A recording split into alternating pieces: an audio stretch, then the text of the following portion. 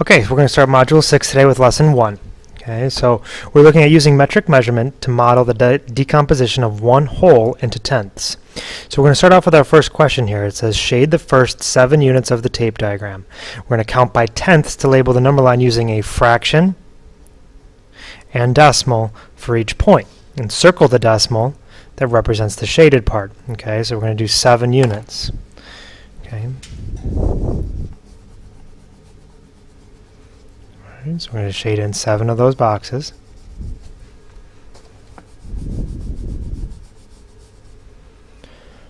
Okay.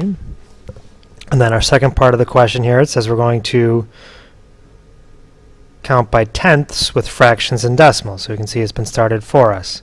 Okay, so 2 tenths, 3 tenths, we have 4 tenths, 5 tenths, 6 tenths, 7 tenths, 8 tenths, 9 tenths, and we know that 10 tenths equals 1. So the second part, or the third part here is circle the decimal that represents the shaded part. Okay, so we can see that we have 7 tenths shaded, so we're going to circle that. You can see how 7 tenths looks as a decimal as well as a fraction. Okay, now number 2, we're going to write the total amount of water in fraction form and in decimal form, and we're going to shade the last bottle to show the correct amount. So our first one, we can see that we have more than 5 tenths. Okay, so we're going to go up 1 more, which means this is at 6 tenths. We write 6 tenths. Okay, and coming over here to our bigger bottle, we see it's a little bit more shaded in. So again, we have 5 tenths, 6 tenths, 7 tenths, 8 tenths. So we can see that this bottle is filled up to 8 tenths. Okay, now we're going to go in reverse order here, and we have 9 tenths. So now we're going to write 9 tenths as a fraction, and then we need to shade in 9 tenths. Okay, so we can count 1, 2, 3, 4, 5, 6, 7, 8, 9 tenths would be the line right underneath 1 liter.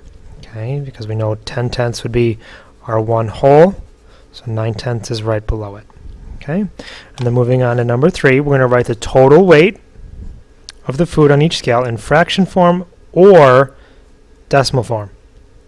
Okay, so we can see on the scale here, it has 4 tenths, which means we need to write 4 tenths as a fraction. Okay, our second one here, we have 8 tenths, so we need to write 8 tenths as a decimal. Okay, and then finally our last one, with this bag of rice. Okay, look real closely here, it says 5 tenths of a kilogram, so we're going to label 5 tenths in fraction form. Now number 4, we're going to write the length of the bug in centimeters. Okay, so you can see the magnifying glass is zoomed in on it. Okay, so you can see we have our tenths marked off, and we can see the bug, okay, is at the 5 tenths line, and we're starting at the 0 line. Okay, so it's always important to make sure you look at where you're starting. In this case, we're starting at 0, so we can just count our tenths, and we see that we are at 5 tenths. So in fraction form, we have 5 tenths. Decimal form, we have 5 tenths. Now, how far does the bug need to walk before its nose is at the 1 centimeter mark? Well, if we're at 5 tenths, then we need another 5 tenths. Okay. All right, so now number 5, we're going to look at fraction form or decimal form, okay, and looking at how much more we need to get to 1 full centimeter. Okay, so our letter A here, we have 8 tenths.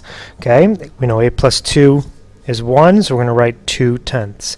Okay, now remember, this line is the answer line, it's not the fraction line. Okay, now written in decimal form, we have 8 tenths plus 2 tenths. Okay. Looking at letter B, you can see it's just the reverse, so we have 2 tenths plus 8 tenths, okay, fraction in decimal form, and then last one we have 6 tenths. Well, we know 6 plus 4 is 10, okay, so we need 4 more tenths to get to our next full centimeter. Okay, and finishing it up here, we're going to match each amount expressed in unit form to its equivalent fraction and decimal form. So we can see our first one, we have 3/10 written as a fraction and then written as a decimal. Okay, so our next one is we have 5/10.